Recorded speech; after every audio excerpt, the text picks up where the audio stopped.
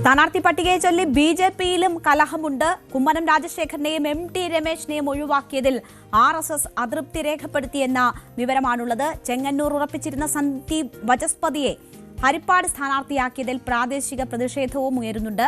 മാത്രവുമല്ല, തൃപ്പൂണിത്തുറ സീറ്റ് 2020 വിട്ടുകൊടുത്തതിൽ ബി.ജെ.പിയിൽ അമർഷം നിലനിൽക്കുകയാണ്. ജില്ലയിലെ എ ക്ലാസ് മണ്ഡലത്തിൽ വിജയസാധ്യത നിലനിൽക്കെ ഘടകകക്ഷിക്ക് സീറ്റ് നൽകിയത് തിരിച്ചടിയാകുമെന്നതാണ് പ്രവർത്തകരുടെ വികാരം ഇപ്പോൾ.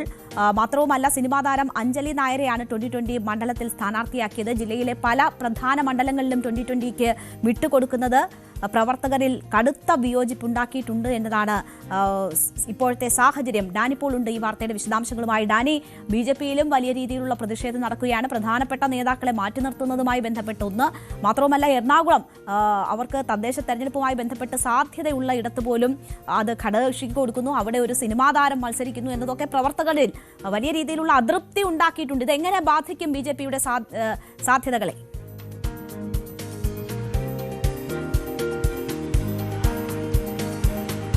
രേണുക, എറണാകുളം ജില്ലയിൽ വളരെ പ്രതീക്ഷ വെച്ചിരുന്ന ഒരു സ്ഥലമായിരുന്നു, ഒരു മണ്ഡലമായിരുന്നു തൃപ്പൂണിത്തുറ എന്ന് പറയുന്നത്. തൃപ്പൂണിത്തുറ നഗരസഭാ ഭരണം ബി.ജെ.പിക്കാണ്. കഴിഞ്ഞ കുറേ നാളുകളായി അവിടെ വളരെ ചിട്ടയായ രീതിയിൽ പ്രവർത്തനം നടത്തിയ ഒരു ഏകോപനത്തോടെ മുന്നോട്ട് പോകുന്നൊരിടം. അവർ ഏറ്റവും കൂടുതൽ പ്രതീക്ഷ വെച്ചിരുന്നത് ഇത്തവണത്തെ നിയമസഭാ തെരഞ്ഞെടുപ്പിൽ വലിയ മാറ്റങ്ങൾ ഈ മണ്ഡലത്തിൽ ഉണ്ടാക്കാൻ കഴിയുമെന്ന് തന്നെയായിരുന്നു. പക്ഷേ തികച്ചും അപ്രതീക്ഷിതമായി ഈ മണ്ഡലം കൈമാറുന്നൊരു കാഴ്ചയാണ് പിന്നീട് കാണുന്നത്.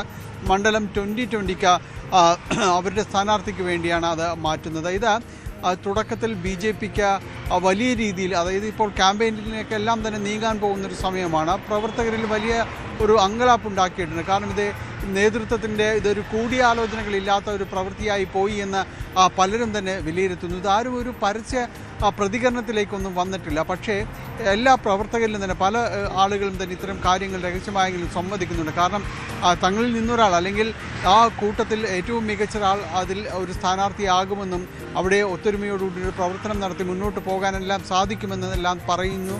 ആ രീതിയിൽ നിൽക്കുമ്പോഴാണ് 2020 സീറ്റ് നൽകുന്നത്. അത് ഒരു സിനിമാ താരം അവിടേക്ക് വരുന്നു. അവരോടുള്ള ഒരു എതിർപ്പ് എന്നതിലല്ല, അങ്ങനെ ഒരു പ്രവൃത്തി പരിചയമോ കാര്യങ്ങളോ ഒന്നുമില്ലാത്ത ഒരാൾ വളരെ പെട്ടെന്ന് ഈ ഒരു പൊതു തെരഞ്ഞെടുപ്പിൻ്റെ മുഖത്തേക്ക് കടന്നു വരുമ്പോൾ, ആ ഒരു മുഖത്തിലേക്ക് വരുമ്പോഴേക്കും അത് എങ്ങനെ എത്ര കണ്ട് സാധാരണക്കാർക്ക് സ്വീകരിക്കാൻ കഴിയുമെന്നതെല്ലാമാണ് അവർ ചോദിക്കുന്നത്. കാരണം നാളിത്രയായും അവർ വലിയ രീതിയിൽ തന്നെ അവിടെ കഠിനാധ്വാനം പ്രവർത്തകർ ചെയ്യുന്നുണ്ട്. സമരരംഗത്താണെങ്കിലും പല രീതിയിലുള്ള പൊതുപ്രവർത്തന രംഗത്താണെങ്കിലും ബി.ജെ.പി വളരെ സജീവമായ ഒരു മണ്ഡലമാണ് അവിടെ ഒട്ടും പരിചിതമല്ലാത്ത ഒരാളെ അവിടെ അവരോധിക്കപ്പെടുമ്പോൾ അത് സിനിമാ താരമെന്നൊരു ലേബൽ മാത്രമേ അതിനുള്ളൂ, മറ്റൊന്നും തന്നെയില്ല. അപ്പോൾ അതെങ്ങനെയാണ് പ്രതിഫലിക്കുക എന്നത് തന്നെയാണ് എല്ലാവരും നോക്കുന്നത്. നേരത്തെ ആദ്യഘട്ട ചർച്ചയിൽ ഇത് സീറ്റ് വേണമെന്ന ഒരു ആവശ്യം 2020 മുന്നോട്ട് വയ്ക്കുമ്പോൾ അതിൻ്റെ അധ്യക്ഷൻ തന്നെ മത്സരിക്കട്ടെ, സാബു ജേക്കബ് തന്നെ മത്സരിക്കട്ടെ എന്നതായിരുന്നു ബി.ജെ.പി മുന്നോട്ട് വെച്ച ആശയം. പക്ഷേ അത് നിരാകരിക്കപ്പെടുന്നു. പകരം മറ്റൊരാൾ വരുന്നു. ഇപ്പോൾ ഏതായാലും അത് പാടുപെട്ട് ഉൾക്കൊള്ളേണ്ട ഒരു അവസ്ഥയിലാണ് ബി.ജെ.പി പ്രവർത്തകർ. തീർച്ചയായും. എന്തായാലും ഈ തെരഞ്ഞെടുപ്പ്, നിർണായക തെരഞ്ഞെടുപ്പിൻ്റെ ഘട്ടത്തിൽ പ്രവർത്തകരുടെ മനോവീര്യം തകർക്കുന്ന തരത്തിലാണോ സ്ഥാനാർത്ഥി നിർണയം? എന്തായാലും പുറമേക്ക് ഇതുവരെ വലിയ രീതിയിലുള്ള പ്രതിഷേധങ്ങൾ ഉണ്ടായിട്ടില്ല എങ്കിൽ പോലും ഇതാണ് ഇപ്പോഴത്തെ സാഹചര്യം എന്നതാണ് ഡാനി പോൾ റിപ്പോർട്ട് ചെയ്യുന്നത്.